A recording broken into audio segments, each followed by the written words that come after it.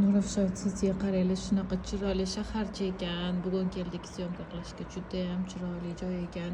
Hamma narsalar bor ekan. Atrofida havasmi, maktab, bog'cha, hamma banklar, davlat xizmatlari markazi, korzinka, hamma qulayliklarga ega bo'lgan Nurafshon City'mizda tayyor kadastrli remontli uyimizni obzorini qilamiz. 2 xona uyimiz, gaz plita, viteshka, ariston qo'yilgan bo'ladi. Issiq suv uchun bu ariston, bu отопление centralniy ekan. Rakovinasi bor. Oshxonadan chiqamiz, chap qo'lda sanuzel.